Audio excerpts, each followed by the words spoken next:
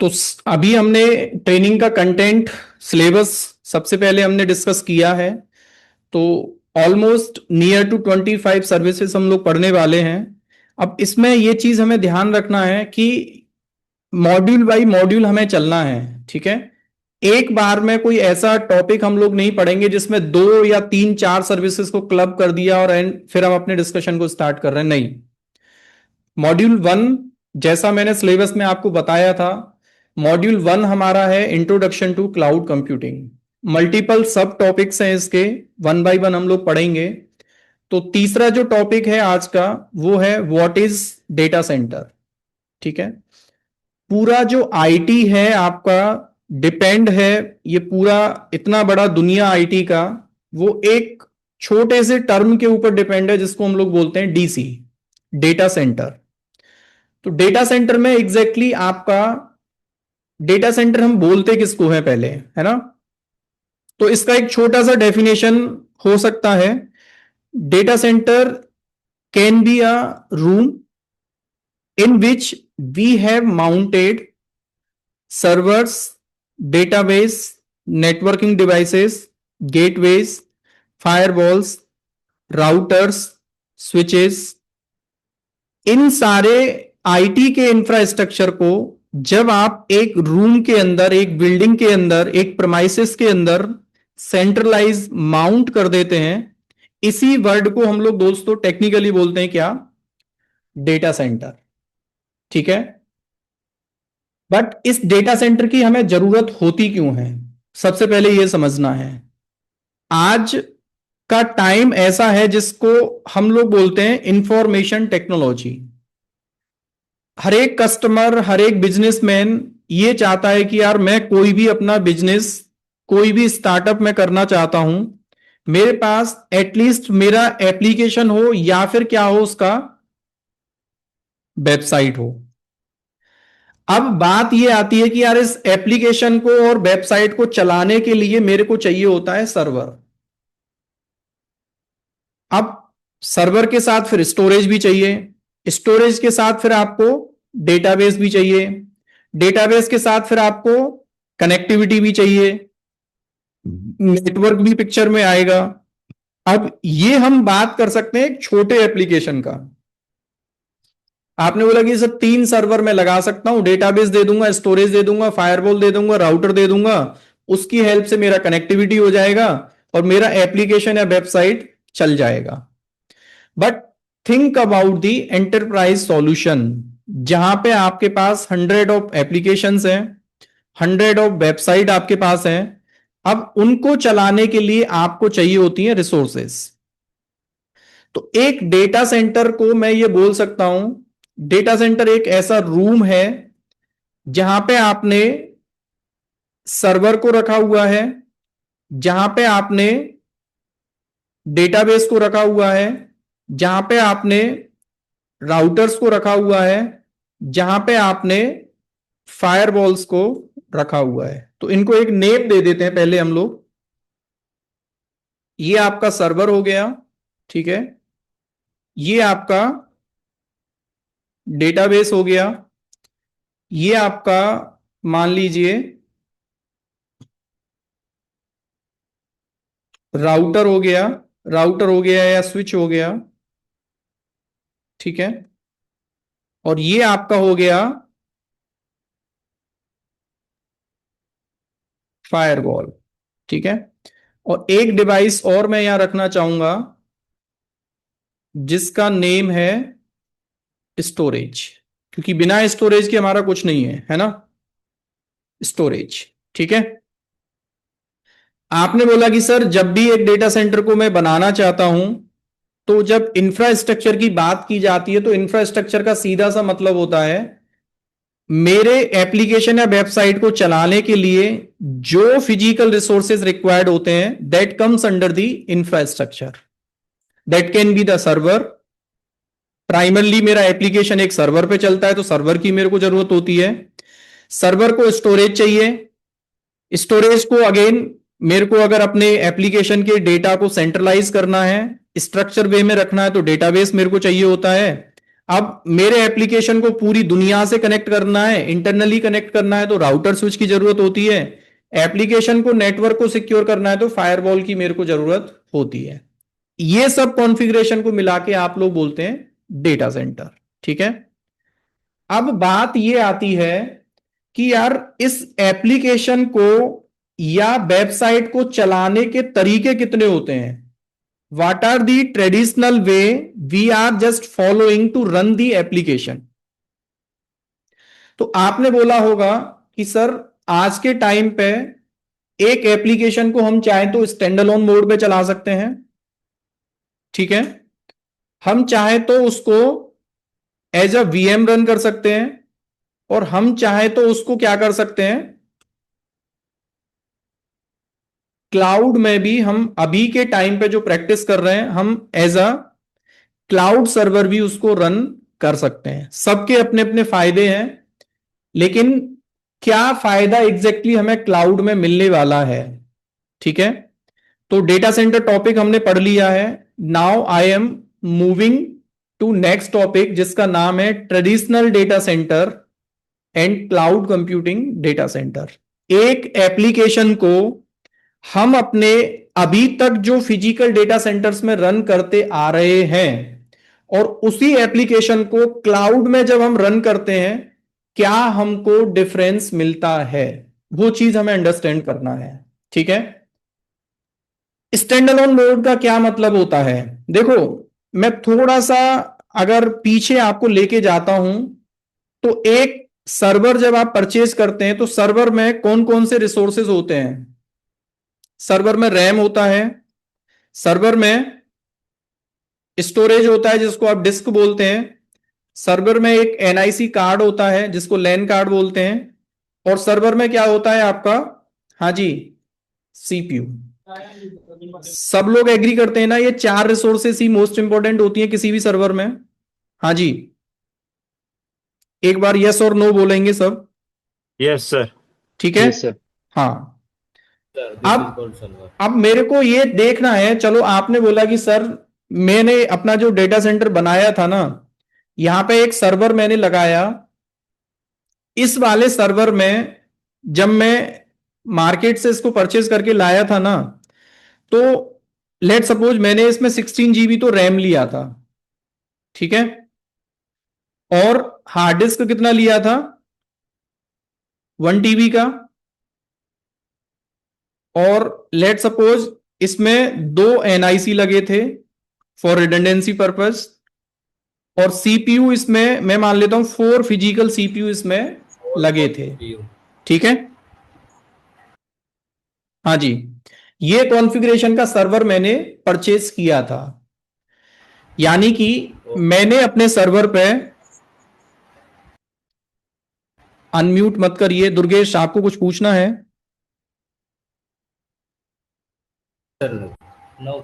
हाँ, please be on mute if you are not talking or asking anything. Okay.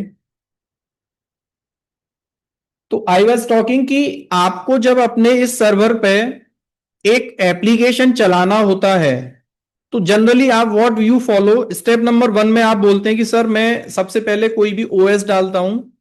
और OS में आप क्या डालते हैं, या तो लिनक्स या फिर विंडोज। हाँ, क्लियर है ना। और स्टेप नंबर 2 में आप क्या करते हैं, एप्लीकेशन इंस्टॉलेशन। ठीक है। अब आप ये देखिए, जिस सर्वर पे ये एप्लीकेशन चलता है, अब इसके जितने भी अंडरलाइंग रिसोर्सेस होते हैं, चाहे इसमें मैं ये कह रहा हूं कि 32 GB रैम होता, तो ये सभी रिसोर्सेस आपके क्या होते हैं, आपके एप्लीकेशन को प्रोविजन हो जाते हैं। क्लियर है ना। Yes sir.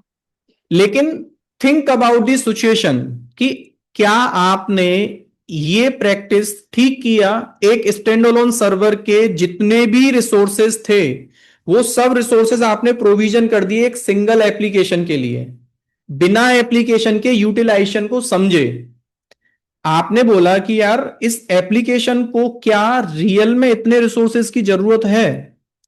लेट्स अज्यूम मैंने बोला कि नहीं यार, इतने रिसोर्सेज की जरूरत नहीं थी इसको, मेरे को पता है कि मैं इस एप्लीकेशन को ओनली 1 GB रैम अगर प्रोविजन करता ना, वो भी क्या होता, मोर देन सफिशिएंट होता। समझ रहे हैं ना आप? हाँ जी। Yes sir. ठीक है, 1 GB रैम क्या होता, मोर देन सफिशिएंट होता। लेकिन मैंने अपने इस सर्वर में रैम कितना लगा रखा है अभी के केस में? आंसर करिए। 16 GB। 16 GB। So is that the good planning? यानी कि No, 15 GB जो रैम है आपका, अल्टीमेटली वो क्या जा रहा है, वेस्ट जा रहा है ना? तो yes. कहने का मतलब मेरा ये है कि ट्रेडिशनल डेटा सेंटर्स में हम लोग अभी तक क्या प्रैक्टिस कर रहे थे, जो सर्वर मेरा रखा है उस पे एक सर्वर एक एप्लीकेशन, ठीक है, जिसमें हमारे सामने चैलेंजेस था। एक तो अननेसेसरी क्या हो रहा था हमारा, हाँ, Space utilization. Unnecessary resource Utilization. Utilization. और दूसरा फैक्टर क्या था हमारे सामने, Costing. Unnecessary cost also. ठीक है, Yes. अब चलो, आपने बोला कि सर ठीक है मेरे पास कोई ऑप्शन नहीं है, but think about this situation, traditional data center में और हमारे सामने क्या चैलेंज है? पहला चैलेंज जो मैं आपको बोलता हूं, आप लोग ये एग्री करते हैं ना कि जब एक डेटा सेंटर लगाना होता है तो सबसे पहले हमको एक कॉस्ट प्लान करना होता है, जिसको हम क्या बोलते हैं, अपफ्रंट। अपफ्रंट कॉस्ट का मतलब क्या होता है? आपने बोला कि सर मैं एक एप्लीकेशन और एक वेबसाइट अपने बिजनेस के लिए रन करना चाहता हूं, लेकिन उसको चलाने के लिए एक डेटा सेंटर मेरे को चाहिए, और उस डेटा सेंटर को लगाने में कितना पैसा जाएगा? हाँ जी, 100 करोड़। 100 करोड़। चलो ठीक है यार, कंपनीज पहले भी ये कॉस्ट को बियर करते थे, लेकिन थिंक अबाउट दी सिचुएशन। आपने बोला कि सर मेरे को ये भी श्योरिटी नहीं है कि मैं जिस बिजनेस को, जिस एप्लीकेशन वेबसाइट को जिस पर्पस के लिए यूज करने वाला हूं, whether that purpose will meet or not. मेरे को नहीं पता मेरा बिजनेस आगे ग्रो करेगा नहीं करेगा, मेरे को नहीं पता। तो आपने अभी सिर्फ एप्लीकेशन चलाने का प्लान किया, लेकिन आपने बोला कि मैं डेल से पूरा हार्डवेयर परचेज करूंगा डेटा सेंटर का, या फिर एचपी के पास जाऊंगा। लेकिन डेल और एचपी ने आपसे सीधा सा बोल दिया कि भाई आप अगर डेटा सेंटर लगाना चाहते हैं ना, सबसे पहले do you have the 100 crore of budget? आपने बोल दिया कि यार मेरा तो ये पूरा कंपनी का बजट नहीं है, आप तो सिर्फ डेटा सेंटर के लिए बोल रहे हैं। तो ये चीज ध्यान रखना है, आईटी में जब भी एक डेटा सेंटर और एक एप्लीकेशन की बात की जाती है ना, तो दो तरीके के कॉस्ट हमारे सामने पिक्चर में आते हैं। पहला कॉस्ट क्या होता है, कैपेक्स, और दूसरा कॉस्ट क्या होता है हमारा, ओपेक्स। इसको हम लोग क्या बोलते हैं टेक्निकली, कैपिटल एक्सपेंडिचर, और इसको क्या बोलते हैं हम लोग, operational. Operational expenditure. Capital expenditure ये कहता है कि एक डेटा सेंटर को लगाने में इंफ्रा कॉस्ट जितना आपका जाता है। अब इंफ्रा कॉस्ट में क्या क्या चीजें आती हैं आपकी? हाँ जी, सर्वर्स का कॉस्ट, डेटाबेस का कॉस्ट, नेटवर्किंग डिवाइसेस का कॉस्ट, है ना? हम्म। और फोर्थ में क्या लिख सकता हूं यहां पे, कूलिंग सिस्टम, हाँ। ठीक है, एसीज वगैरह जो लगाएंगे आप, और आपका रेंट, जिस रेंट। बिल्डिंग में डेटा सेंटर आपका चलेगा, ठीक है। और सिक्स्थ में क्या बोल सकता हूं, इलेक्ट्रिसिटीज वगैरह। इलेक्ट्रिसिटी। इन सब चीजों का भी कॉस्ट आपको, पूरा जो आप पे करते हैं, that comes under the capital expenditure. और ये सब लगाने में कितना पैसा आपको चाहिए स्टार्टिंग में? 100 करोड़। 100 करोड़। आपने बोला कि चलो सर ठीक है, मरता क्या ना करता, उस कंडीशन में आप गए और आपने अपना डेटा सेंटर लगा दिया, और ये सब डिवाइसेस को आपने वहां माउंट कर दिया, बिजनेस आपने स्टार्ट किया। लेकिन आपने बोला कि सर इस डेटा सेंटर में 2 साल बाद मेरे सामने एक चैलेंज और आ गया। क्या आ गया चैलेंज? हाँ जी, कि जो मैंने सर्वर्स लिए थे ना, उनका परफॉर्मेंस क्या होने लगा, डाउनग्रेड, डिग्रेड। डिग्रेड होने लगा। अब मेंटेनेंस चाहिए। अब आपने क्या बोला कि सर मैं अब इन सर्वर्स को क्या करना चाहता हूं, रिप्लेस Replace. करना चाहता हूं। फिर आपने बोला कि यार अब रिप्लेसमेंट के लिए किसके पास जाना पड़ेगा, डेल और वेंडर के पास जाना पड़ेगा जहां से हार्डवेयर आपने लिया है। हाँ उन्होंने फिर बोल दिया कि भैया अब आपको कम से कम लमसम कॉस्ट में बता रहा हूं, ओनली सर्वर्स का कितना है, 10 करोड़। 10 करोड़ रुपए। फिर यानी कि instead of focusing on the application, आप कहां पे फोकस कर रहे हैं पूरा अपना, कैपेक्स के ऊपर, टैक्स के ऊपर। है ना। यानी और- कि आप जिस कॉस्ट को कहां पे लगा सकते थे, एप्लीकेशन पे लगा सकते थे डायरेक्ट, वही कॉस्ट आप अभी कहां लगा के बैठे हैं, कैपेक्स में। कैपेक्स में। और हमें पता है हर एक डिवाइस का एक एंड ऑफ लाइफ है, ईओएल जिसको आप बोलते हैं, है ना। कि भाई इतने, जैसे आप मोबाइल भी परचेज करते हैं तो उस मोबाइल में आपने देखा है कि मैक्सिमम 2 साल 3 साल बाद आपको लगता है वो हैंग होना स्टार्ट हो गया, then what you plan to replace or purchase a new mobile. तो सेम चीज डेटा सेंटर में रखे डिवाइसेस कहते हैं कि भाई हमारा एक एंड ऑफ लाइफ है, आप जितने दिनों तक इसको जैसे जैसे यूज करना स्टार्ट करेंगे इसका परफॉर्मेंस कहीं ना कहीं डिग्रेड होने वाला है। तो एक ही ऑप्शन होता है, replace that device with the new one. आप वेंडर के पास जाते हो, वहां से डिवाइस लाया आपने फिर से, लेकिन अगेन यहां पे प्लानिंग क्या हो गया, नए डिवाइस को लगाना, कॉन्फ़िगरेशन करना, उसका भी फिर कनेक्टिविटी करना, ये सब प्लान भी आपका क्या है, कहीं ना कहीं पिक्चर में आ रहा है।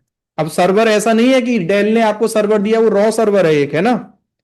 उस रॉ सर्वर को आपने कॉन्फ़िगर करना, क्लस्टर में ऐड करना, नेटवर्किंग करना, एप्लीकेशन चलाना, माइग्रेशन करना, अगेन आप उस सारे काम को क्या कर रहे हैं, मैनुअली कर रहे हैं। ऑपरेशनल कॉस्ट का मतलब क्या होता है, एक बार डेटा सेंटर चला आपका और एक एप्लीकेशन को चलाने के लिए लाइसेंसिंग कॉस्ट, एम्प्लॉइज का कॉस्ट, ये मोटा मोटा जो कॉस्ट होता है ना एक एप्लीकेशन को रन करने के लिए, उस वाले कॉस्ट को हम लोग क्या बोलते हैं, हाँ जी, क्या बोलते हैं हम उसको, ऑपरेशनल कॉस्ट। Operational cost. लेकिन ये ऑपरेशनल कॉस्ट क्या कहता है कि भाई एक फिजिकल डेटा सेंटर में जो कंपनी का ओनर होगा ना उसको ही क्या करना पड़ेगा, कैपेक्स भी मैनेज करना है और क्या करना है, ओपेक्स। ओपेक्स भी मैनेज करना है।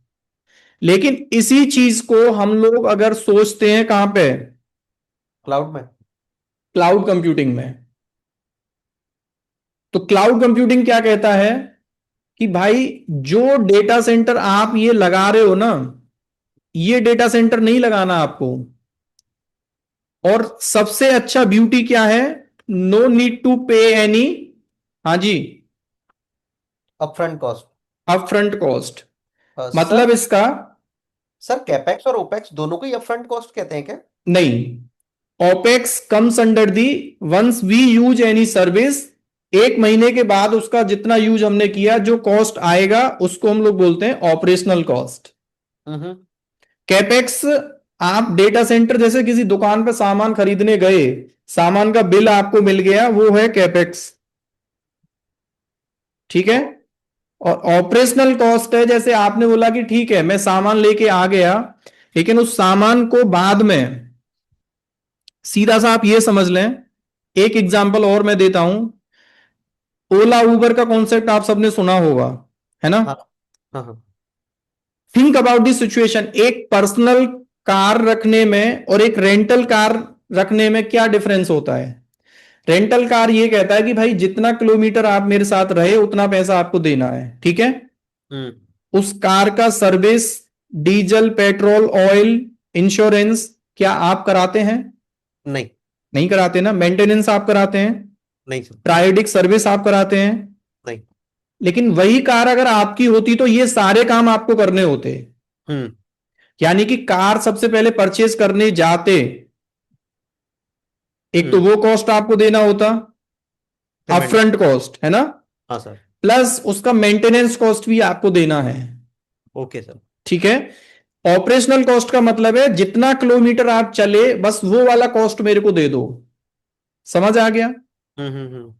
तो सेम एप्लीकेशन कहता है कि भाई एक एप्लीकेशन को क्लाउड में रन करने से हमें फायदा ये होता है, we don't need to pay any upfront cost for the cloud provider. जिससे हम सर्विस ले रहे हैं वहां हमें उसको उस सर्विस को यूज करने का पहले कोई कॉस्ट नहीं देना होता है। ठीक है? तो हमारे सामने एक लिमिटेशन आया कि हम जब on premises data centre run करते हैं किसी भी एप्लीकेशन किसी वेबसाइट को चलाने के लिए, तो उस डेटा सेंटर में हमारे सामने सबसे बड़ा चैलेंज होता है कैपिटल एक्सपेंडिचर का बजट, कि क्या हमारे पास इतना सफिशिएंट बजट है अपने उस डेटा सेंटर में एप्लीकेशंस को रन करने के लिए। फिर से मैं अपने टॉपिक पे वापस आ रहा हूं। एप्लीकेशन को चलाने के डेटा सेंटर में 3 तरीके हैं, stand alone mode, VM, virtual machine, और अभी cloud base. Stand alone mode में मैंने आपको चैलेंज बता दिया था कि हम लोग एक तो अनवांटेड रिसोर्सेज प्रोविजनिंग करते हैं। अब दूसरा चैलेंज मैं अगर बात करता हूं, दूसरा नहीं, इनफैक्ट आई वुड से तीसरा चैलेंज जो है वो क्वेश्चन मेरा आपसे है, can we run multiple OS machine inside a single server? Question सबको क्लियर है? हाँ जी, हाँ सर। Yes sir. बताइए क्या आंसर हो सकता है आपके अकॉर्डिंग इसका। Can we run multiple operating system machines inside a single server? Yes, sir, via virtualization. अगर वर्चुअलाइजेशन नहीं है तो? हाँ जी, डुअल बूट। हेलो। हाँ डुअल बूट सर। ठीक है, बट डुअल बूट में भी कितने सर्वर्स आप रन कर सकते हैं? मैक्सिमम 2। जी। बट मैंने आपसे बोला इसमें ही आगे फर्दर एक क्वेश्चन किया, can you run both operating systems simultaneously? No. No. Answer क्या होगा आपका? नो। Absolutely no. हाँ, आपने बोला कि सर मेरा जो प्रोसेसर है ना वो बड़ा एडवांस है, उसमें एक फीचर है कि simultaneously, not simultaneously, I can install 2 operating systems inside the same server. But उसमें लिमिटेशन एक रहेगा कि एट अ टाइम एक ही सर्वर एक ही ऑपरेटिंग सिस्टम को बूट करा सकता है। क्लियर है ना? जी सर। लेकिन कंपनी ने बोला कि यार प्रॉब्लम तो फिर भी वही हुआ मेरे सामने, जब एक बार में एक मशीन चलेगा तो जितनी अंडरलाइंग रिसोर्सेस हैं वो सब क्या हो जाएंगी, उसके लिए प्रोविजन हो जाएंगी, है ना? बट हमारा टारगेट है कि यार क्या आईटी में ऐसा कोई टेक्नोलॉजी आया है, क्योंकि हम पढ़ने वाले हैं क्लाउड कंप्यूटिंग। लेकिन क्लाउड कंप्यूटिंग आया तो उसका कोई रीजन तो रहा होगा ना कि क्लाउड आया क्यों। चलो एक एक आंसर तो मेरे को मिलता है क्लाउड कंप्यूटिंग का कि सर हम डेटा सेंटर्स बिल्ड नहीं कर सकते। हमने क्या बोला, हम मार्केट में गए, ऐसे प्रोवाइडर्स से कांटेक्ट किया जो डेटा सेंटर्स को ओवर द इंटरनेट हमको अवेलेबल कराते हैं हमारे एप्लीकेशन या वेबसाइट को चलाने के लिए। जो रिसोर्सेस हम आज तक अपने डेटा सेंटर में खुद जाके माउंट कर रहे थे, ऑनलाइन कर रहे थे उनको, फिर अपनी एप्लीकेशन को रन कर रहे थे, वही काम ओवर द इंटरनेट किसी दूसरे के डेटा सेंटर में जाके हम कर पा रहे हैं, जिसको क्लाउड कंप्यूटिंग हम लोग बोलते हैं। लेकिन क्लाउड कंप्यूटिंग से पहले थोड़ा सा मेरे को पिक्चर समझाओ, क्योंकि ये पिक्चर आपको तभी समझ में आएगा पहले exactly what is the back end of cloud computing, sir behind the scene क्या है वो आपको समझना है। Yes please. सर जो मुझे लगता है वो ये है कि पहले जो था नहीं आप मत बताओ, वो मैं बताऊंगा, थोड़ा सा जो पूछना है वही बताना है आपको, है ना? नहीं सर, मैं तो ये बता रहा हूँ कि वो आपने जो पूछा उसका आंसर कर दो हाँ, कि क्लाउड कंप्यूटिंग क्यों आया। क्यों आया? क्योंकि सर पहले ट्रेडिशनल था ना, तो सर उसमें टाइम बहुत लगता था हर चीज में। अगर कुछ हम प्रोजेक्ट को बना रहे हैं तो उसके डेवलपमेंट में बहुत टाइम लगता था, मशीन क्रिएशन में बहुत टाइम लगता था। तो cloud computing with automation is going to resolve all these queries like time saving and automation and these things are also there in on-premises data centers. I will come to the point कि cloud computing से क्या फायदा हमें हुआ. Main sir Topic cost है cost ठीक है, अभी आपके सारे आंसर ठीक हैं दोस्तों, थोड़ा सा धैर्य रखो, है ना. आप जो बोल रहे हैं वो ठीक है, लेकिन let me clear it the with the flow, है ना. तो तीसरा पॉइंट हमारे सामने आया कि can we run multiple operating machines inside a single server. Answer तो इसका क्या है, यस, बट हाउ. बात ये आती है कैसे. तो आईटी में जैसे जैसे हमारा इवोल्यूशन स्टार्ट हुआ है, हमारे सामने एक टेक्नोलॉजी आया जिसको हम लोग दोस्तों क्या बोलते हैं. हाँ जी, Virtualization. क्या बोलते हैं हम इसको, वर्चुअलाइजेशन Virtualization टेक्नोलॉजी. ठीक है, अब ये टेक्नोलॉजी क्या कहता है. ये टेक्नोलॉजी कहता है it's allow us to run. हाँ जी, क्या डेफिनेशन होगा इसका. It is allow us to run multiple operating system machines in a single server. inside single server और हार्डवेयर. ठीक है, Hardware. सर यहाँ पे भी केवीएम का कॉन्सेप्ट होता है एक क्या? Minute. KVM is the type of BT technology only, but बताता हूं क्या होता है ना. इसीलिए मैंने बोला है कि थोड़ा धैर्य रखा करो. मैं सारी चीजों का आंसर दे दूंगा, बट टॉपिक को फिनिश होने का वेट करना है थोड़ा सा, है ना. जी आप सर। गैस करते हैं, बहुत अच्छी बात है, लेकिन उस गैसिंग से क्या होता है ना, दूसरे लोगों को प्रॉब्लम हो जाती है जिनको नहीं पता. आपको केबीएम पता है, आपने बोल दिया, लेकिन जिस बंदे को केबीएम पहली बार सुना है, he will be totally confused. ठीक है, चलिए, Got it, sir. Thank you. तो वर्चुअलाइजेशन टेक्नोलॉजी ने हमको पॉइंट नंबर 3 का आंसर दिया कि एक यूजर अगर ये चाहता है कि यार ऐसे तो मैं एक एप्लीकेशन एक सर्वर, 100 एप्लीकेशन 100 सर्वर, क्या मैं ऐसा नहीं कर सकता कि इन 100 एप्लीकेशंस को ओनली 10 सर्वर्स पे रन कर दूं. Yes we can, but how. तो ये आंसर हमको दिया. आईटी में एक टेक्नोलॉजी आया और आज भी वो टेक्नोलॉजी बहुत बड़े स्केल पे हम यूज करते हैं.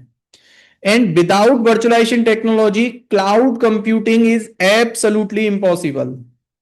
एब्सोल्युटली क्या, मैं तो ये बोल सकता हूं कि क्लाउड कंप्यूटिंग को आप इमेजिन भी नहीं कर सकते without having the virtualization technology. और दैट्स द रीजन इस टॉपिक को मैं पिक्चर में इसलिए लेके आया हूं क्योंकि क्लाउड कंप्यूटिंग को पढ़ाने के लिए मैं सीधा जा सकता था कि क्लाउड कंप्यूटिंग अकाउंट बनाओ और अपना सर्विस प्रोविजनिंग स्टार्ट कर दो, but that's not the good approach. आप खुद में ये कॉन्फिडेंस कभी नहीं समझ पाएंगे क्योंकि आप चीजों को इमेजिन करेंगे what is happening behind the cloud computing. तो behind cloud computing there is a technology who is working, उसका नाम है वर्चुअलाइजेशन टेक्नोलॉजी. पहले इस टेक्नोलॉजी से हमें फायदा क्या हुआ उसकी मैं बात करता हूं. वर्चुअलाइजेशन टेक्नोलॉजी ये कहता है कि आपके पास अगर एक हाई कॉन्फ़िगरेशन का सर्वर है जो कि कंपनीज के डेटा सेंटर में हम लगाते हैं, जो आपके सिस्टम होते हैं ना, पर्सनल कंप्यूटर, लैपटॉप और डेस्कटॉप, इनके कॉन्फ़िगरेशन से कहीं ज्यादा 256 टेराबाइट रैम एक सर्वर में, उससे भी ज्यादा 512 टेराबाइट रैम, ओनली रैम की बात कर रहा हूं मैं.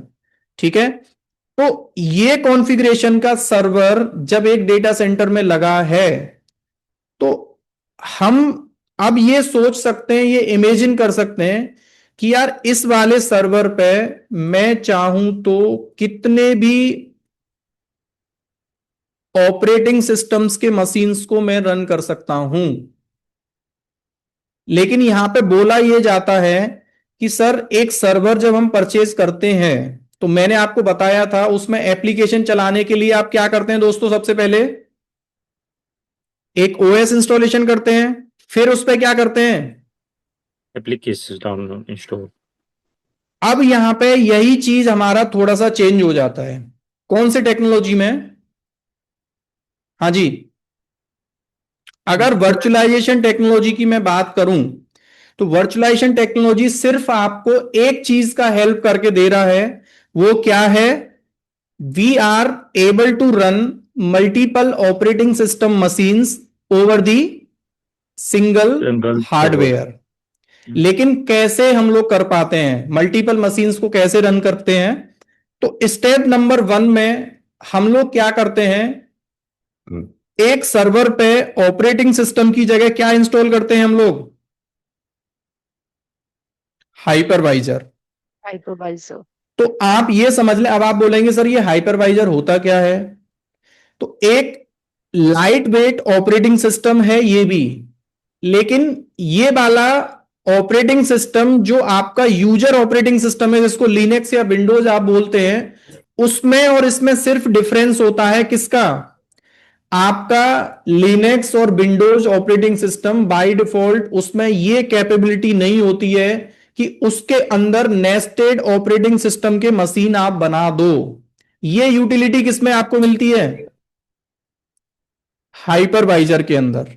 हाइपरवाइजर में ये सब काम नहीं कर सकते। आपने बोला कि सर एक वीएलसी मीडिया प्लेयर डाल दूं इसमें, मैं इसमें यूट्यूब चला दूं, इसमें नहीं।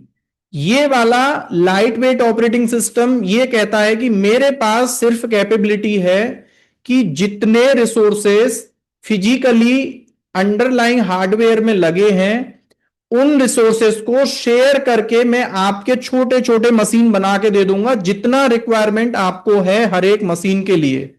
आपने बोला कि 20 जीबी रैम इसमें लगा है, तो 10 वीएम मेरे को चाहिए, तो 2-2 जीबी के आप चाहें तो 10 वीएम इस वाले सर्वर पे रन कर सकते हैं। और वो वीएम एक दूसरे से आइसोलेट होंगे, सबका अपना अपना ऑपरेटिंग सिस्टम होगा, अपना अपना आईपी होगा, अपना अपना स्टोरेज होगा, अपना अपना नेटवर्क होगा। They are not conflicting with each other, अपना अपना अलग अलग एप्लीकेशन होगा। तो हाइपरवाइजर क्या है आपका? It's a lightweight operating system software by which we are able to run multiple operating system machine inside the single hardware। तो स्टेप नंबर 1 में हम लोग क्या करते हैं? हाइपरवाइजर इंस्टॉल करते हैं। स्टेप नंबर 2 में हम लोग क्या बनाते हैं फिर वहां पे? वीएम। क्या बनाते हैं हम लोग? अब VM। जो मैं यहां पे आपको बोल रहा था ना कि स्टैंड अलोन सर्वर, आपका ये स्टैंड अलोन मोड पे आप एप्लीकेशन रन कर रहे थे, इसी सर्वर को वर्चुअलाइजेशन टेक्नोलॉजी में हम लोग दोस्तों क्या बोलते हैं? क्या बोलते हैं? वीएम बोलते हैं, वर्चुअल मशीन। तो वर्चुअल मशीन क्या है? आपका एक ऑपरेटिंग सिस्टम का मशीन है जिसमें आप अभी अपने एप्लीकेशन को रन कर सकते हैं, जैसा कि आप स्टैंड अलोन सर्वर पे कर रहे थे। ठीक है। और स्टेप नंबर 3 में हम क्या करते हैं यहां पे फिर? हाँ जी, वीएम के अंदर क्या चल रहा है आपका?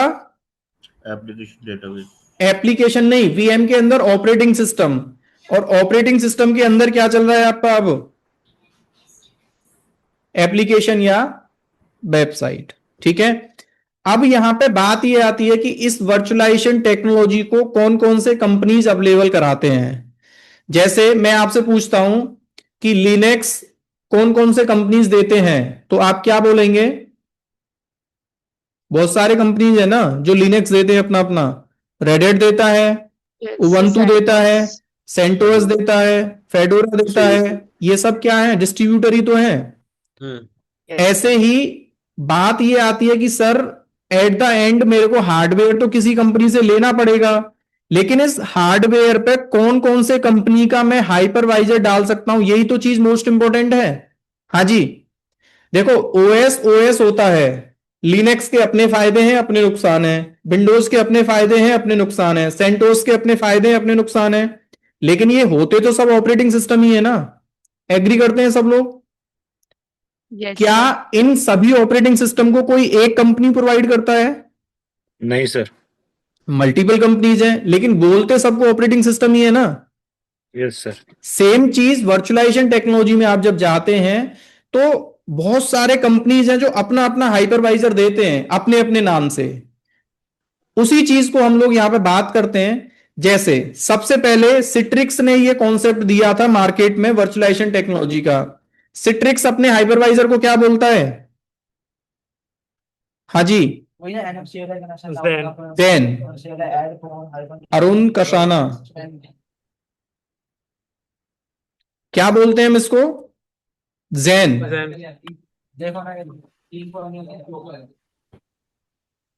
अरुण कशाना कॉल में हो आप? Yes sir. आपके बैकएंड से आवाज आ रही है। ठीक है, ध्यान रखो इस चीज का, है ना। अनम्यूट कर रहे हो तो ध्यान रखना है, एल्स आई एम गुड, है ना। सिट्रिक्स वाले अपने हाइपरवाइजर को जैन बोलते हैं, वीएमवेयर वाले क्या बोलते हैं? हाँ भाई। ES VMware sir, ESXi।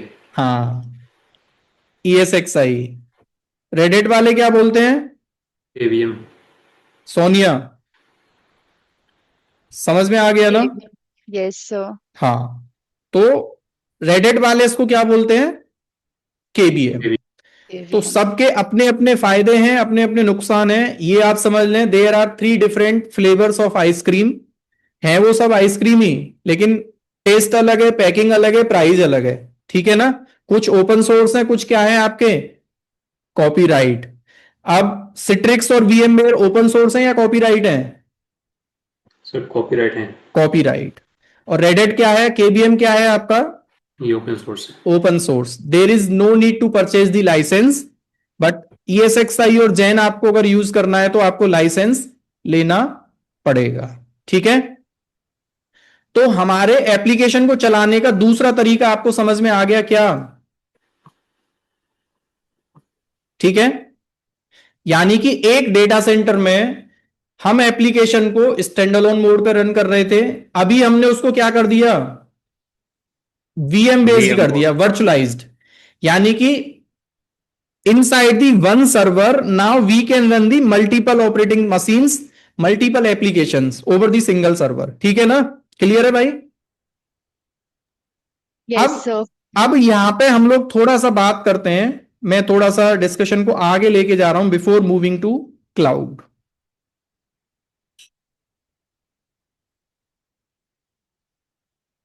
आपने सीधा सा बोला कि सर मेरा जो ये डेटा सेंटर था ना, इसमें जब मैंने अपना सर्वर, अपना एप्लीकेशन रन किया था, तो 3 सर्वर मैंने यहां पे लगाए थे। ठीक है। क्या करा था मैंने?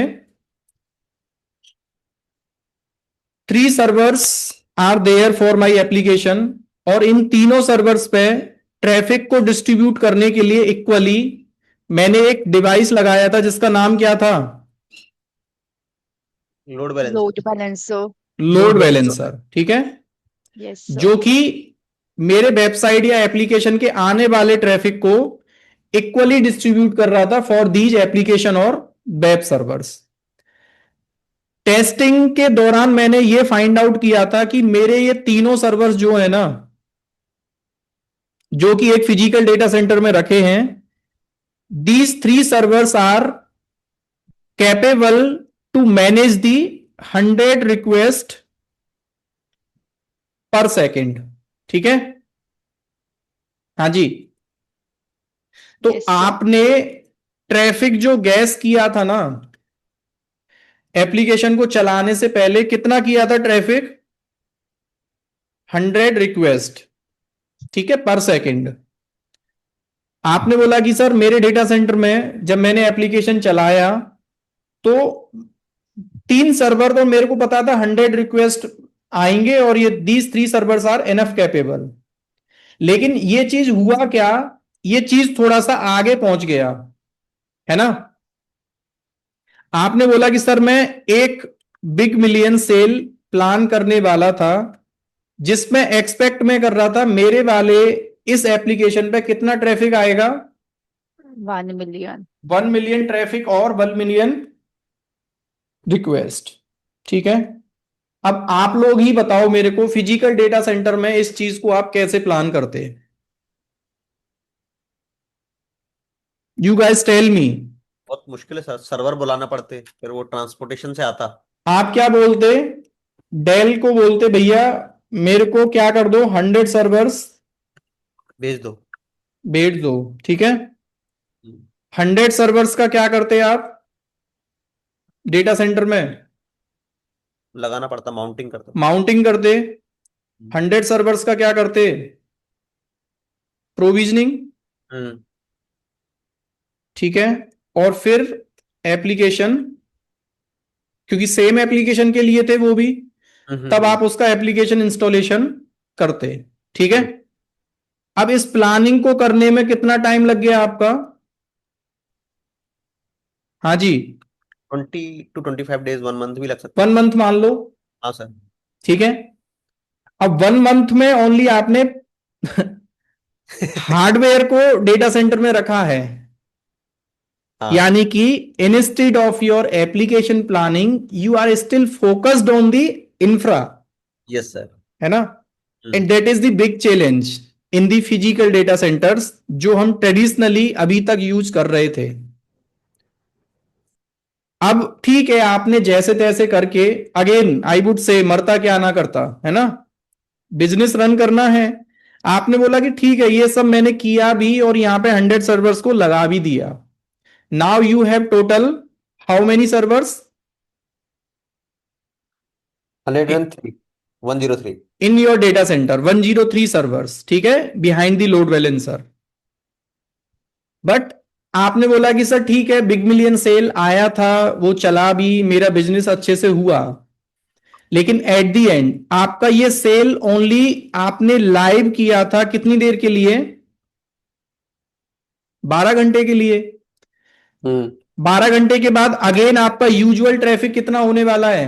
वापस 3 सर्वर 100 रिक्वेस्ट। 100 रिक्वेस्ट। ठीक है, now think about the situation, जो आपने इस इंफ्रा को लगाने के लिए डेल को जो कॉस्ट दिया था, इस इंफ्रा का क्या करोगे अब आप? It is totally useless.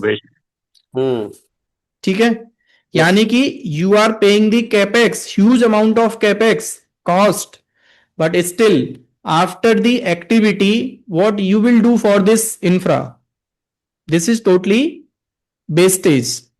तो these are the some challenges, यानी कि इस पूरे एक्सपेंशन की जब मैंने बात की ना, ऑन डिमांड जब आपको रिसोर्सेस की जरूरत हुई, when you need the more resources in your physical data centre, आपने क्या बोला कि मेरे पास रिसोर्सेस प्लानिंग का टाइम नहीं है, बहुत टाइम चाहिए जब जाके वो सर्वर्स लगेंगे।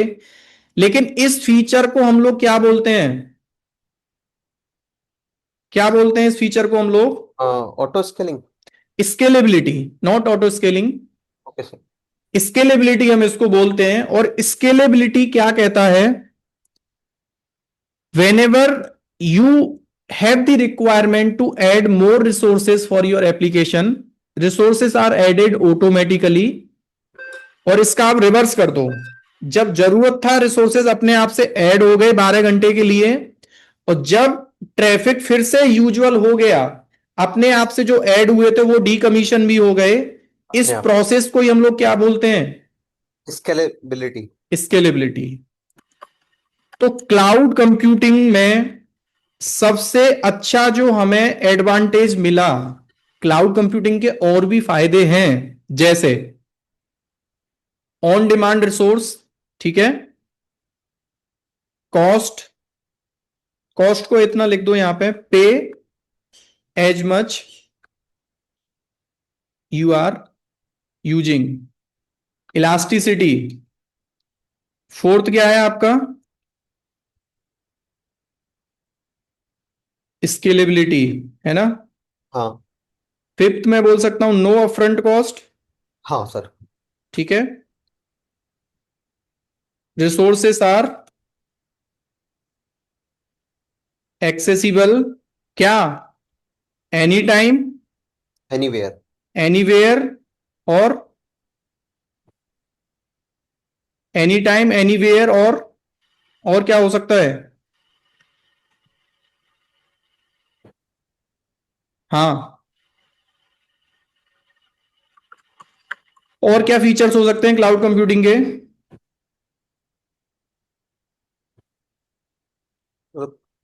सिक्योरिटी की चिंता नहीं करनी। ओहो। ठीक है, security is also the add on feature, but इनको ही समझ लो आप, है ना? फिजिकल डेटा सेंटर में सबसे बड़ा चैलेंज हमारे सामने था, जब हमें रिसोर्सेज की जरूरत है, ऑन डिमांड हमारे पास रिसोर्सेज अवेलेबल नहीं हो सकते। उसका एक प्रॉपर प्लानिंग हमें करना होता है कि कितने सर्वर्स, और प्लानिंग भी कर लो उसके बाद भी यू कांट एक्सपेक्ट कि जो प्लान किया था वो ठीक से इंप्लीमेंट हुआ, है ना। कई बार ऐसा होता है जो रिसोर्सेज आपने लिए, ट्रैफिक ज्यादा आने की वजह से जो रिसोर्सेज थे उन वो भी हाईली यूटिलाइज्ड हो गए और traffic at the end application पे आ ही नहीं पाया, यूजर्स इंपैक्ट हुए, जिस वजह से मेरा कोई भी सेल वगैरह प्लान प्रॉपर नहीं हो पाया। जबकि ऑन डिमांड क्लाउड कंप्यूटिंग क्या कहता है कि भाई मेरे पास कभी भी आप रिसोर्सेस लेने आते हो ना, तो मैं आपको ये नहीं बोलता कि भाई 1 घंटे का समय दे दो, मैं बैकएंड से रिसोर्सेज प्रोविजनिंग कर रहा हूं, नहीं। You come with your plan, I have the resources with in a second for your application. इसको हम लोग क्या बोलते हैं, ऑन डिमांड। तो क्लाउड कंप्यूटिंग की एक छोटी सी डेफिनेशन बताते हुए मैं आगे चलता हूं। क्लाउड कंप्यूटिंग ये कहता है large amount of IT resources are available over the internet. इसको ही हम लोग क्या बोलते हैं दोस्तों, क्लाउड कंप्यूटिंग। अब मैंने बोला large amount of IT resource, can anyone tell कि आईटी रिसोर्स में कौन कौन सी चीजें हो सकती हैं? What can be have inside the IT resource? Operating system, एक सर्वर रिसोर्स हो सकता है, एक हाँ। स्टोरेज रिसोर्स हो सकता है, एक नेटवर्क का सर्विस रिसोर्स हो सकता है, एक डेटाबेस रिसोर्स हो सकता है, एक आईपी रिसोर्स हो सकता है। थिंक अबाउट दी सिचुएशन, मेरे एक एप्लीकेशन को चलाने के लिए जो सर्विसेज, जो प्लगइन, जो रिसोर्सेज मैं अपने ऑन प्रेमाइसेस डेटा सेंटर में अभी तक लगा रहा था मैन्युअली, उन्हीं चीजों को क्लाउड में on demand quickly in with in a second cloud provider हमें अवेलेबल करा के देता है। इन्हीं को हम लोग क्या बोलते हैं, इसी फीचर को हम लोग क्या बोलते हैं, क्लाउड कंप्यूटिंग।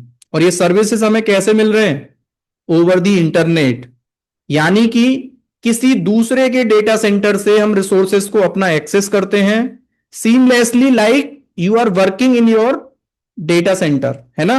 आपका खुद का डेटा सेंटर है, वो प्राइवेट है, बट रिसोर्सेज अभी रखे कहां पे हैं, किसी दूसरे के डेटा सेंटर में। और कॉस्ट की भी मैं बात करता हूं, नो अपफ्रंट कॉस्ट, मतलब we are not paying for the capex, we are paying only for what, pay as much you are using. यानी कि it's a kind of you can say Yes. Cost meter, जो कि हमें सिर्फ जितने घंटे हमने उस सर्विस का, उस रिसोर्स का यूज किया, उतना ही कॉस्ट हमें क्लाउड प्रोवाइडर को देना है, not from other than this. Yes, ठीक है। यानी कि एक सर्वर आपने 1 GB रैम, एक सीपीयू, एक एनआईसी के साथ अगर एडब्ल्यूएस से लिया है, तो एडब्ल्यूएस बता देगा भैया 1 घंटे के 10 रुपए हैं, 20 रुपए हैं। अब वो सर्वर को अवेलेबल कराने के लिए एडब्ल्यूएस ने बैकएंड में कुछ प्लानिंग जो किया है, उसकी आपको टेंशन नहीं है। What you are paying for, जितना देर 1 आवर कॉस्ट, ठीक है। सर यहाँ पे थोड़ा इलास्टिसिटी और स्केलेबिलिटी में सर डिफरेंस थोड़ा बता दोनों ही चीजें सेम है। हाँ। इलास्टिसिटी कहता है कि किसी चीज की स्टेट को चेंज कर देना, है ना। एक बॉल होती है, वो इलास्टिक होती है। हाँ। अब उस बॉल का स्टेट चेंज कैसे होता है, बाई फोर्स, है ना। हम्म। तो elasticity we are achieving by applying the force. Same चीज क्लाउड में इलास्टिसिटी को डिफाइन करने का मतलब है, इलास्टिसिटी का मतलब है एक रिसोर्स की स्टेट को चेंज कर देना, इसको इलास्टिसिटी बोलते हैं। लेकिन हाउ, कौन सी टेक्नोलॉजी को यूज करके, उसको हम लोग क्या बोलते हैं यहां पे, स्केलेबिलिटी। स्केलेबिलिटी। हाँ, गॉट इट सर। ठीक है, ये चीज ध्यान रखना है। हम्म। इसका मतलब और भी होता है, लेकिन अभी आप समझ लें।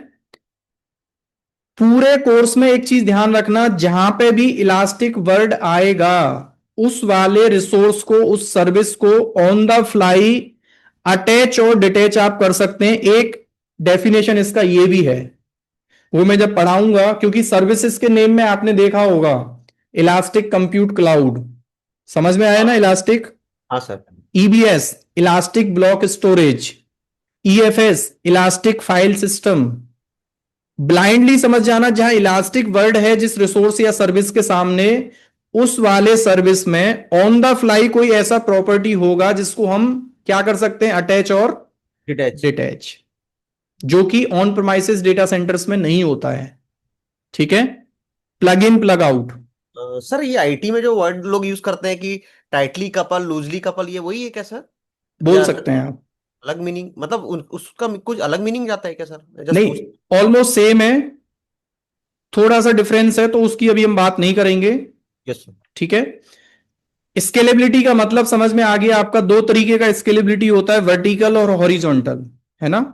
वर्टिकल का मतलब होता है एक सिंगल सर्वर के रिसोर्सेज को कम ज्यादा कर देना, और हॉरिजॉन्टल का मतलब क्या होता है, सेम सर्वर की जो कॉन्फ़िगरेशन है उसके पैरेलल में दूसरा सर्वर सेम कॉन्फ़िगरेशन का मेरे को अवेलेबल करा के दे देना।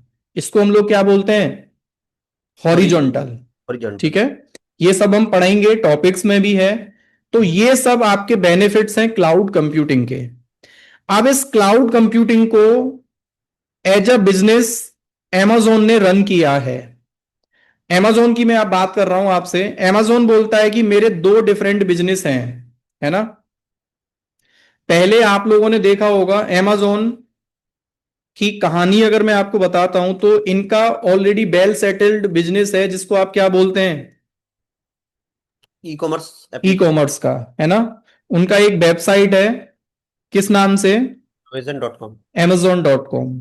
आप अपना अकाउंट यहां पे भी सेटअप करते हैं, और जो ऑर्डर आपको प्लेस करना होता है वहां जाके ऑर्डर प्लेस करते हैं, पेमेंट करते हैं, डिलीवरी आपके घर पे आ जाता है। ठीक है। दूसरा बिजनेस इन्होंने as a IT company start किया, जिसको ये लोग टेक्निकली क्या बोलते हैं, क्लाउड कंप्यूटिंग सर्विसेज। तो over the internet Amazon 200 plus services cloud के अवेलेबल करा के देता है अपने पोर्टल पर। और इन सर्विसेज का मतलब आप ये समझ लें, 200 जो नंबर है ना, it's a huge large number, है ना। आप अपने खुद के डेटा सेंटर में 200 सर्विस अगर आप कॉन्फ़िगर करने बैठेंगे ना, you will have to spend the more manpower, more planning, more budget, बहुत सारा कुछ आपको करना पड़ेगा इन 200 सर्विसेज को अवेलेबल कराने के लिए। तो आप लोग ऐसा ना सोचें कि सर 200 नंबर तो बहुत छोटा है ना। पूरा दुनिया आज AWS के डेटा सेंटर्स में जाके आप रन कर सकते हैं। और कैसे, without provisioning anything from your side. सब कुछ वो प्रोविजन करके बैठे हैं। एक जनरल स्टोर की दुकान है, जो आपको चाहिए। देखो, क्लाउड कंप्यूटिंग को समझाने का एक बढ़िया तरीका हो सकता है एक मॉल, है ना। मॉल का और एक लोकल मार्केट में क्या डिफरेंस होता है, कोई बंदा बताएगा। मल्टी स्टोर है, मतलब सब चीज मिल जाती है। ठीक है। अब लोकल मार्केट में क्या है, आपको चीनी चाहिए तो दूसरी दुकान पे जाना है ना। कपड़े चाहिए दूसरी दुकान पे जाना है, कोई घर का आइटम चाहिए तो दूसरी दुकान पे जाना है। लेकिन मॉल क्या कहता है, I am the big store, है ना। खुद में मेरे पास एक जगह पे सेंट्रलाइज सब कुछ अवेलेबल है। सेम चीज क्लाउड प्रोवाइडर कहता है कि भाई आपको रेडी टू यूज सर्वर चाहिए, यस मेरे पास है। स्टोरेज चाहिए है, डेटाबेस चाहिए है, नेटवर्क चाहिए है, फायरवॉल चाहिए है। मतलब कुछ इनके पास ऐसा है ही नहीं जो आईटी में आप अभी तक यूज कर रहे हैं और क्लाउड प्रोवाइडर के पास ना हो, विदाउट हैविंग एनी मेंटेनेंस। तो फायदा उसका क्या है, we are not managing, high availability, planning, provisioning सब क्लाउड प्रोवाइडर करता है। सिर्फ हमें वो सर्विस रेडी टू यूज मिलता है, just to work on my application. So instead of the infra we are now focusing on the application side. तो cloud computing के सर्विसेज के लिए इन्होंने सिर्फ बोला कि आपको aws.amazon.com इस वेबसाइट पे जाना है। एक अकाउंट आपको यहां भी सेटअप करना होता है, अगर मेरे सर्विसेज को आपने यूज करना स्टार्ट करना है तो। ठीक है। तो यहां पे आई थिंक जहां हमें पहुंचना था वहां हम पहुंच चुके हैं आज के लिए। ठीक है। करने को मैं एक अकाउंट सेटअप करना भी आपको बता सकता हूं, लेकिन अगर किसी का कोई डाउट नहीं है तो, अभी तक के डिस्कशन में किसी का कोई doubt, AWS certifications, training content, what is data center, traditional data centers versus cloud computing data centers। तो क्लाउड कंप्यूटिंग डेटा सेंटर्स में क्या फायदा हमको मिल रहा है, we are getting the on demand resources, pay as much you are using, elasticity is there, scalability, no upfront cost, resources are accessible any time anywhere over the internet. और cloud जो word होता है ना, उसका मतलब ही network होता है। ठीक है। तो as per the this document, है ना, मैं इस डॉक्यूमेंट की अगर बात करता हूं तो ये हमने डिस्कस किया है अभी, और क्लाउड कंप्यूटिंग, है ना। तो अब हम अभी एक दो स्लाइड ही हम लोग डिस्कस कर पाए हैं, ठीक है। हाइपरवाइजर भी हमने डिस्कस कर लिया है, क्लाउड कंप्यूटिंग। तो कल से हमें फिर यहां से स्टार्ट करना पड़ेगा बेसिक कॉन्सेप्ट से, ठीक है। धीरेन्द्र बताइए क्या है क्वेश्चन आपका। मेरा क्वेश्चन ये है सर, ये जो डेटाबेस यूज कर रहे हैं हाँ, आरडीएस और प्लस, ये डेटाबेस इनका खुद का है या फिर कुछ थर्ड पार्टी डेटाबेस यूज कर रहे हैं? डेटाबेस जिससे चलाने के लिए ये आपको सिर्फ प्लेटफॉर्म देते हैं। जैसे आपने बोला मेरा एप्लीकेशन माई सिक्वल सपोर्ट करता है, ठीक है, हम्म, या पोस्टग्रे सिक्वल सपोर्ट करता है, तो एडब्ल्यूएस ये कहता है कि भाई माई सिक्वल का जो भी वर्जन डेटाबेस का चाहिए ना, वो एज अ टेम्पलेट मेरे पास अवेलेबल है। आप सिर्फ ये बताओ उस डेटाबेस को चलाने के लिए कितना सीपीयू और रैम और स्टोरेज आपको चाहिए। यही तो प्लान आप करते हैं ऑन प्रेमाइसेस भी। हाँ जी। और एप्लीकेशन में सिर्फ आपको ये देखना होता है कि माइसिक्वल का 8 वर्जन सपोर्टेड है या 9 सपोर्टेड है। तो ये लोग क्या कहते हैं कि टेम्पलेट मेरे पास है, you tell me the resources, how much resources you want to provision, ठीक है। तो सर डेटाबेस में आप इसमें क्या कवर करेंगे सर? डेटाबेस को क्रिएट करना, डेटाबेस का बैकअप, रिस्टोर, स्नैपशॉट, माइग्रेशन, सब कुछ। डेटाबेस में एंट्री, एप्लीकेशन वेब तो- सर्वर से कनेक्टिविटी, सब तो कुछ। सर एप्लीकेशन में सर अलग अलग एप्लीकेशन के लिए अलग अलग डेटाबेस यूज हाँ। करेंगे, यहाँ पे आप क्या कवर करेंगे सर? माइसिक्वल हम लोग पढ़ेंगे। माइसिक्वल। हम्म सर पोस्टग्रेस के इसमें थोड़ा ज्यादा डिमांड है। पोस्टग्रेस पढ़ लेना। डेटाबेस बनाने का तरीका एक ही है।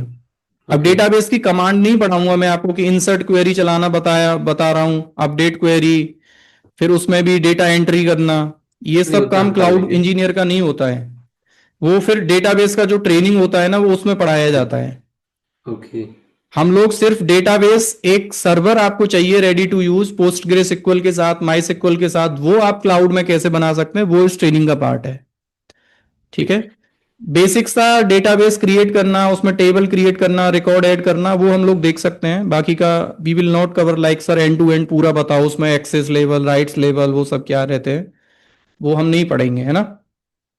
जैसे एप्लीकेशन सर्वर है, हमारा डेटाबेस सर्वर है, हाँ, अगर उनका दोनों कम्युनिकेशन कराना होगा, जैसे मान लीजिए that real comes under the environment. 3 tier architecture, वो हम लोग देखेंगे, ओके। ठीक है। हम्म। हाँ, गौतम बताइए।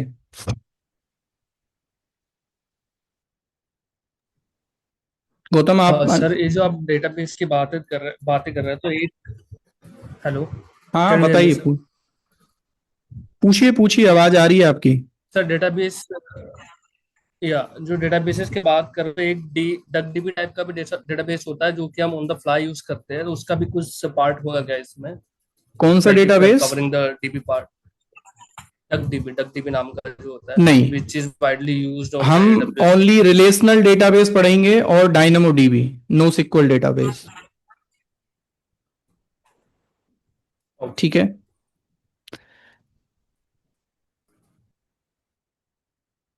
Durgesh,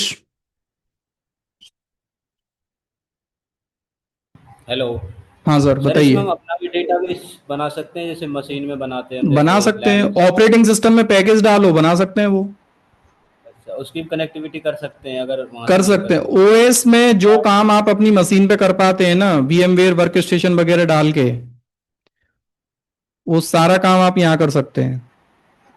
okay sir.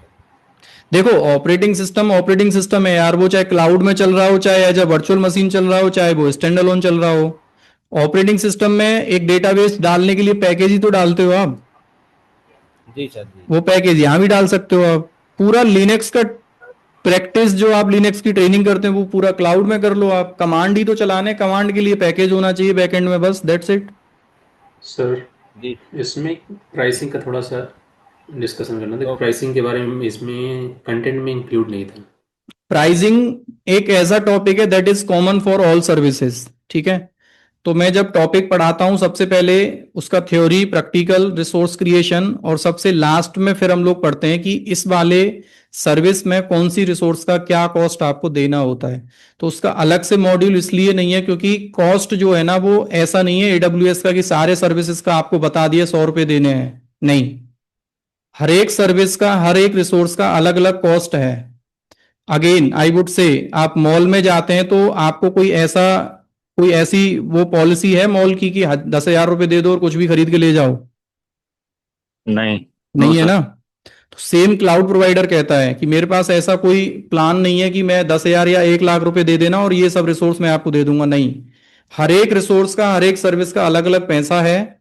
जितना जहां जहां जाके आप क्रिएट करोगे, प्रोविजन करोगे, यूज करोगे, उसका अलग अलग कॉस्ट आपको देना है, ठीक है। रेट तो सर डिस्कशन के समय रेट तो सब बताते चलेंगे ना सर? सारे टॉपिक में है वो टॉपिक, जितने सर्विस हम okay. पढ़ेंगे वो सब में लास्ट में सबसे कॉस्ट हम लोग पढ़ेंगे। ठीक है सर। हाँ ठीक है। एडमिनिस्ट्रेटर के नाम से कौन क्या पूछ रहा है?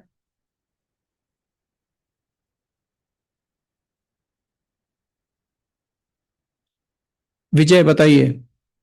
सर जैसे कि आपने ये ऑन प्रमाइसेस के सर इश्यूज या लिमिटेशन बताए सर, कैपेक्स का खर्चा हो रहा था, फ्रंट कॉस्ट का खर्चा है सर। सर आपने अभी जो क्लाउड बताया सर, क्लाउड में भी कुछ अभी इश्यूज या लिमिटेशन है क्या सर? जैसे कभी कोई पूछे कि बेनिफिट तो बहुत सारे बता दिए आपने, कोई एक लिमिटेशन या कोई इश्यूज सर जो आपने फेस किया हो अभी तक सर? देखो, लिमिटेशंस सिर्फ ये हैं कि आप अपने फिजिकल डेटा सेंटर को जाके नहीं देख सकते। हाँ। As a customer you can not visit the data center, कि आपका सर्वर कहाँ चल रहा है, किस रैक के अंदर चल रहा है, कैसे चल रहा है, वो नहीं देख सकते आप। This is only the limitation. हाँ हाँ। इंटरनेट के बिना कोई भी आप एक्सेस नहीं कर सकते। हाँ, इंटरनेट चाहिए ये बोल सकते हैं, बट इंटरनेट लिमिटेशन नहीं है। अंडरस्टूड, बट एक है ना कि बिना इंटरनेट का हम एक्सेस नहीं कर सकते, तो this is the limitation for cloud. Modi ji 10G का सोच रहे हैं तो यहाँ पे इंटरनेट का। Good evening Ram sir, good evening हाँ, सर। हाँ, गुड इवनिंग। सर बस ठीक है। एक लास्ट बात और सर, जैसे कि इसमें नेटवर्किंग का कितना पोर्शन सर पहले से आना चाहिए? जैसे CCNA मैंने नहीं किया है सर, कुछ टॉपिक बता सकते हैं सर जो मैं पढ़ लूं अभी लास्ट वीक? बेसिक मैं शेयर करूंगा, जो जरूरत है मैंने आपको बोला कोर्स के स्टार्टिंग में, जो कंटेंट चाहिए ना वो सब मैं आपको दूंगा। कुछ नहीं पढ़ना, सिर्फ मेरे कंटेंट का 70% पढ़ लेना। Yes sir. है ना, कुछ भी नहीं पढ़ना अलग से आपको, जब तक मैं ना बोलूं कि हाँ अब आप पढ़ना स्टार्ट करो। जो प्री रिक्विजिट होगा जिस टॉपिक का वो सब मैं शेयर करूंगा। Okay sir. हाँ ठीक है। So for the exam, so Sir. for the exam also we have seen MCQ questions where they usually ask us the conceptual based question. वो काफी मिलते जुलते ऑप्शंस होते हैं, तो वहां को देख के ना इंसान कंफ्यूज हो जाता है कि क्या ऑप्शंस होना है। तो यहाँ पे आपकी क्या सजेशन है हम लोगों वो के मैं लिए? दूंगा आपको, 1-2 पेपर सेट तो मैं दूंगा, और बाकी का एग्जाम वही बंदा निकाल सकता है जिसके टिप्स पे सारी चीजें हैं, जिसने खुद से सारे प्रैक्टिकल्स को रन किया है, मेरी वीडियोस को बिना वॉच किए एक एक ऑप्शन का वो मतलब जानता है, उस सर्विस के यूज केसेस जानता है, उसकी प्लानिंग उसको पता है, हर एक रिसोर्स का क्या यूज है, कौन सा रिसोर्स कहाँ जाके फिट होता है, ऐसे क्वेश्चंस आते हैं सिनेरियो बेस्ड। है ना, तो वो एक लेवल के बाद आपको आ जाएगा। बाकी का दूसरा तरीका होता है, वो मैं आपको सेट दे दूंगा, वहां से रटना है फिर।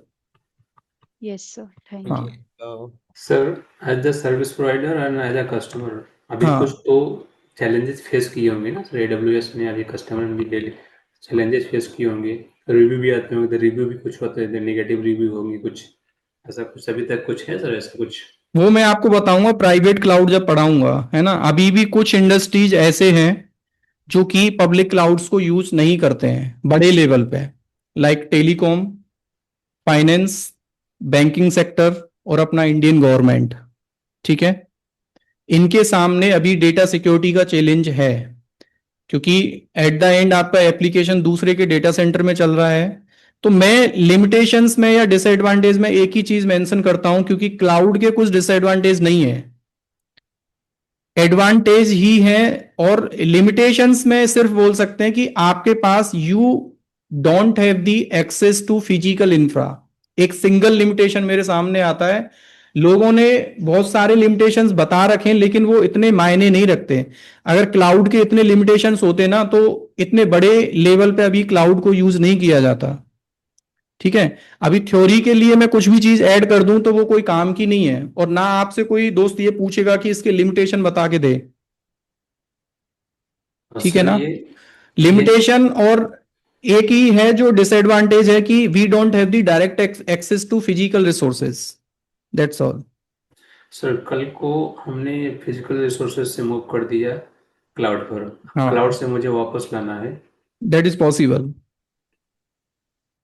थर्ड बैकअप एप्लीकेशन के थ्रू या फिर क्लाउड में भी है Right. ये फीचर, आप एक्सपोर्ट कर सकते हैं किसी भी इमेज को, किसी भी फैसिलिटी को, with the help of migration services. के पास माइग्रेशन अलग से माइग्रेशन टूल है सर? हाँ, ओके वो डेटा ट्रांसफर के अलग हैं, वीएम माइग्रेशन के अलग हैं, डेटाबेस माइग्रेशन के अलग हैं, सबके अलग अलग माइग्रेशन के सर्विसेज हैं यहाँ पे। आज के टाइम पे देखो माइग्रेशन बहुत कम होते हैं, नए इंफ्रा ही ज्यादातर मैंने सुने हैं। माइग्रेशन वाला जो टाइम है ना वो चला गया, जिनको माइग्रेट करना था वो एग्जिस्टिंग से जा चुके हैं क्लाउड पे। लेकिन अभी जो सेटअप होते हैं ना इंफ्रा, वो नए तरीके से ही होते हैं क्लाउड में, सच्चाई अगर आपको मैं बताऊं तो। ठीक है, सर मेरा एक डाउट था इसमें सर। हाँ सर डाउट ये है कि जैसे कि आज की क्लास में कुछ नए वर्ड्स मेरे को देखने को मिले, क्योंकि सर मैं पहली बार क्लास ले रहा हूँ, तो इसमें जैसे कि स्केलिंग हुआ, इलेक्ट्रिसिटी हुआ, और ये सब मैं लोड पढ़ाऊंगा बैलेंसिंग। दोस्त आपको खूब अच्छे हाँ लेवल से, है ना, बस आगे सर चल इसी के। में मुझे डाउट है कि जैसे वर्ड रिपीट होते हैं ना, तो लगता है कि ये आखिर है क्या, इसको डिस्क्राइब में समझने का मतलब लगता है कि इसके बारे में पैसे जानना। ना आपसे इसी चीज के लिए हैं, है ना। हाँ जी हाँ जी। हाँ, जब तक नहीं समझ में आए ना, लास्ट तक बोलना कि श्याम सर समझ में नहीं आया, दोबारा बैच ले लेना, 3 बार ले लेना। ठीक है, उसकी टेंशन मत लो, लेकिन जब मैं पूछूंगा अगर आंसर नहीं दिया ना, तो शायद केआर नेटवर्क पे मैं अकेला ट्रेनर ऐसा हूं कि मैं बैच में ही फिर ढंग से आपकी क्लास लगाता हूँ, ठीक है सर, ओके है सर। ना। हाँ, जब आप ट्रेनर से पूछने के लिए एक एग्रेसिव हो ना, तो फिर ट्रेनर पूछे वो भी आपको बताना है। जैसे जोश आज दिखा रहे हो ना आप लोग, अब ये 3 हफ्ते क्लास लेने के बाद आपको खुद लगेगा सर अब टॉपिक ये बहुत हो गया, इसको आगे ले चलो थोड़ा सा, है ना। ठीक है। हाँ, ये मेरा एक्सपीरियंस रहा है। अभी तो आप फर्स्ट डे खूब क्वेश्चंस करते हैं, सर क्या पढ़ाओगे, कैसे होगा, क्या होगा। जब मैं बीपीसी पढ़ाना स्टार्ट करूंगा ना, तो बीपीसी ही इतना बड़ा टॉपिक है, आप लोगों को ये लगेगा कि सर इतना बड़ा है क्या क्लाउड, हम तो ये समझ रहे थे कि 1-2 क्लास में आप पूरा फिनिश कर दोगे। ठीक है ना, तो वो मेरा तरीका है, अपना है, लेकिन चलेंगे बेसिक से। ठीक है, वी विल नॉट लाइक कि भगाना है दौड़ाना है, नहीं, सबकी रिक्वायरमेंट को समझते हुए और वी विल स्टार्ट। ठीक है, ओके। One question हाँ in जी। terms of AWS certification, if we have knowledge, हम लोग अगर नॉलेज है काफी, तो जॉब पाने के लिए या चेंज करने के लिए certification how much important? Certificate job लेने के लिए there is no importancy. Company देखता है क्या? कंपनी देखता है उन लोगों को जो एज अ फ्रेशर हैं, सिर्फ बिलो 5 इयर्स सर्टिफिकेट, मेरे अकॉर्डिंग जो व्हाट आई हैव एक्सपीरियंस्ड। ठीक है, यहाँ पे अच्छे खासे सब एक्सपीरियंस वाले बंदे हैं, वो लोग भी बता सकते हैं। 5 साल से कम एक्सपीरियंस पे कंपनी सर्टिफिकेट वगैरह देखता है, उसके बाद कंपनी सिर्फ आपसे पूछता है कि भैया आपको काम आता है कि नहीं। सीधा सा है, डेवऑप्स के इंटरव्यू के लिए जा रहे हो तो आपसे ये नहीं पूछेगा कि डॉकर और क्यूबरनेटीज का सर्टिफिकेट है कि नहीं। प्रोजेक्ट की रिक्वायरमेंट कई बार होती है तो तब तो सर्टिफिकेट का जरूरत होता है। बाकी का जैसे हम लोग इंटरव्यू, मैंने खूब इंटरव्यूज लिए हैं, तो मैंने किसी सिंगल बंदे से ये नहीं पूछा कि आपका लिनक्स का सर्टिफिकेट है कि नहीं। I will start my certificate interview from the technical part. Another thing is that whatever we will do here, मतलब यहाँ पे जो भी हम करेंगे, हम अगर एक्सपीरियंस बंदा है 8-10 साल का, जो इंटरव्यू में जो क्वेश्चन फेस करेंगे, तो वो हैंडल मतलब कैसे करेंगे? उससे आगे तक का मैं पढ़ाऊंगा दोस्त। ओके। हाँ, इंटरव्यू तो आप समझ लो बहुत छोटी चीज है, क्योंकि अभी आपने देखा होगा जैसे यूट्यूब पे तो आप वीडियोस वॉच करते होंगे ना, क्लाउड कंप्यूटिंग के बारे में लोगों ने कितना मैक्सिमम 10 मिनट्स का रिकॉर्डिंग बनाया है, है ना। हम लोग 1 घंटे से डिस्कस कर रहे हैं। तो मेरा ये खुद नेचर नहीं है कि चीजों को ऊपर ऊपर से बता दो, half knowledge is always dangerous. ठीक है, ओके सर। तो हम प्लानिंग ऑलरेडी उसी लेवल का करके चलेंगे कि जो एटीट्यूड, जो मोड हमारा आज से हमने स्टार्ट किया है, वो थ्रू आउट दी जर्नी हमको वही रखना है। We will not do like कि आज तो हमने बहुत एडवांस में पढ़ लिया, कल से टॉपिक को ऊपर ऊपर से समझ के हम लोग आगे बढ़ गए, ऐसा नहीं होगा। ठीक है, ओके सर। चलिए मैं रिकॉर्डिंग को कर लेता हूँ स्टॉप यहाँ पे, और अब आपके जो क्वेरीज हैं वो आप मेरे को बता दो।